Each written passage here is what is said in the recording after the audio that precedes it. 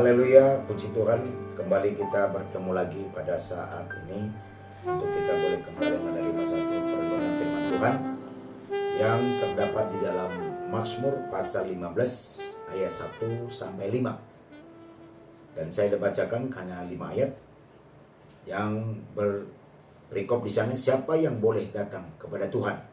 Mazmur Daud. Tuhan, siapakah yang boleh menumpang dalam kemahmu? Siapa yang boleh diam di gunungmu yang kudus? Yaitu dia yang berlaku tidak bercela, yang melakukan apa yang adil, dan yang mengatakan kebenaran dengan segenap hatinya, yang tidak menyebarkan fitnah dengan lidahnya, yang tidak berbuat jahat terhadap temannya, dan yang tidak menimpakan cela kepada tetangganya, yang memandang hina orang yang tersingkir, tetapi memuliakan orang yang takut akan Tuhan, yang berpegang pada sumpah walaupun rugi, yang tidak meminjamkan uangnya dengan makan riba, dan tidak menerima suap melawan orang tak bersalah. Puji Tuhan. Ada beberapa poin yang kita boleh perhatikan Bapak Ibu Saudara di sini dalam Mazmur 15 ini dengan satu pertanyaan dari pemazmur Daud, siapa yang boleh datang kepada Tuhan? Dengan uraian-uraian ini maka ada juga jawabannya di sana di ayat 2 adalah di malam kita untuk bisa berjumpa dalam Tuhan lewat hadiratnya, lawatannya, kasihnya adalah orang-orang yang melakukan keadilan. Keadilan di sini seperti apa yang dikatakan di dalam Sefanya pasal 2 ayat 3. Carilah Tuhan, hai semua orang yang rendah hati di negeri, yang melakukan hukumnya, carilah keadilan. Carilah kerendahan hati, mungkin kamu akan terlindung pada hari kemurkaan. Keadilan di sini adalah adil menurut firman, bukan adil menurut kita. Menurut kita belum tentu adil sesuai dengan adilnya Tuhan. Tapi kita mau adil menurut firman Tuhan. Tapi kita bertanya pada diri kita sendiri dulu. Adilkah kita di hadapan Tuhan? Adilkah perbuatan kita, sikap kita, perilaku kita? Menurut firman. Jadi kacamatanya, barometernya adalah firman. Adilkah kita? Maka dikatakan sana orang yang boleh datang kepada Tuhan adalah orang yang melakukan keadilan. Itu yang pertama. Yang kedua adalah dikatakan sana yang melakukan, yang menyatakan kebenaran dengan senang. Jadi berani kita mengatakan benar di atas benar, ya di atas iya. Kalau tadi dikatakan berlaku, ya melakukan apa yang adil. Tapi ini menyatakan kebenaran. Jadi harus kita berani berkata benar untuk benar menurut firman Allah. Sebab dikatakan Amsal pasal 12 ayat 17, siapa menyatakan kebenaran, menyatakan apa yang adil. Tetapi siapa saksi dusta, menyatakan tipu daya. Jadi orang tidak berani melakukan kebenaran, Alkitab katakan dia kan dusta. Dan dusta itu adalah tipu daya. Dan poin kedua ini adalah berani kita menyatakan kebenaran, bukan membenarkan diri. Jadi melakukan kebenaran sesuai dengan firman Allah. Itu yang kedua. Yang ketiga dalam Mazmur ini adalah menjaga lidah. Menjaga lidah kita ini, menjaga perkataan kita untuk kita tidak suka memfitnah orang lain, menjelek-jelekkan orang lain, apalagi mengusik. Alkitab katakan dalam Mazmur pasal 105 ayat 15, jangan mengusik orang-orang yang kuurapi, dan jangan berbuat jahat kepada nabi-nabiku. Jadi mengusik itu, memfitnah itu lewat lidah. Karena itu perlu kita jaga lidah kita. Alkitab katakan, siapa yang boleh datang kepada Tuhan?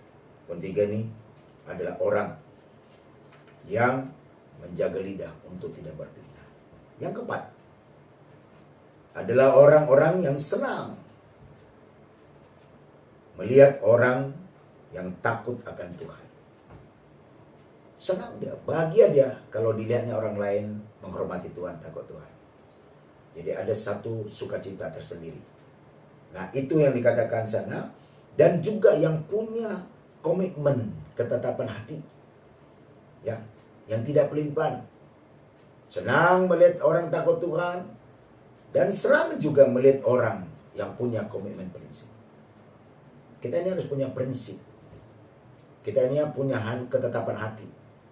Tidak pelin-pelan. Sedikit ada masalah, berubah. Maunya mulus semua, lancar semua. Maunya aman. Tidak ada persoalan. Nah, kita harus pegang. Ada masalah, ada persoalan, ada tantangan. Ada goncangan. Kita punya komitmen, punya prinsip. Ya. Nah, itu yang dikatakan di sini. Pada poin yang kita sudah lihat tadi, poin keempat itu, ya. Poin keempat itu. Yang punya komitmen prinsip hati yang tidak pelin-pelan. Yang kelima, yang boleh datang, dikatakan tadi pada ayatnya, berjumpa dengan Tuhan, ada perjumpaan lewat hadiratnya. Orang yang tidak meminjamkan uang dengan makan riba. Dengan makan riba. Ini Alkitab yang berkata, ayat yang kelima pada Mazmur 15, yang tidak meminjamkan uangnya dengan makan riba. Apakah itu makan riba? Makan riba itu adalah memakan hasil bunga berbunga. Jadi bunganya berlipat-lipat kali ganda. Jadi bukan seperti, beda dengan kalau kita artinya deposito uang di bank, punya simpanan di bank. Nah, itu adalah bunga yang resmi yang diakui pemerintah. Tetapi kalau bunga berbunga, nah itu yang disebut ini makan riba. Jadi bukan modal yang berbunga, bunga berbunga. Nah itu riba. Nah Alkitab katakan yang tidak meminjamkan uangnya dengan makan riba, itu riba. Nah Alkitab katakan siapa yang boleh berjumpa kepada Tuhan yang tidak meminjamkan uangnya, ya, dengan makan riba. Mari kita masing-masing meriksa, adakah kita di sana? Kalau ada, mari kita berbagi, masih ada kesempatan.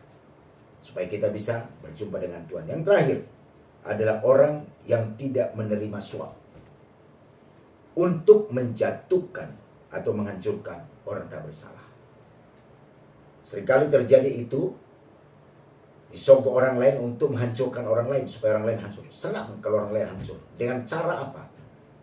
Dengan cara kekuatan, kekuasaan, dan dengan cara uang. Nah, Alkitab katakan di sini pada ayat 5, yang tidak menerima suap melawan orang tak bersalah. Jadi kalau kita mau berjumpa dengan Tuhan, adalah orang yang tidak menerima suap. Istilah sekarang sogokan, untuk menjatuhkan orang tak bersalah. Marilah, kita semua ingin mau berjumpa dengan Tuhan. Kita tentu mau kita menikmati Tuhan. Kita masa itu kelak kita akan berjumpa di mana Yesus berada, kita berada di sana. Mari, inilah menjadi barometer kita untuk kita bisa berjumpa dengan Tuhan. Roh Kudus kiranya menolong saudara dan saya. Ayat firman Allah sudah disampaikan, renungan sudah disampaikan. Tinggal kita mengaplikasikan untuk boleh mengambil sikap untuk melakukan firman. Tuhan Yesus memberkati, berbahagialah kita yang boleh menerima, melembutkan hati untuk menerima bahkan melakukan firman. Roh Kudus menolong saudara dan saya. Tentu dengan kekuatan kita tidak mampu. Kita minta kekuatan Roh Kudus untuk mampu kita melakukan firman. Puji Tuhan, inilah firman boleh sampaikan dalam program. Tuhan Yesus memberkati. Haleluya. Amin.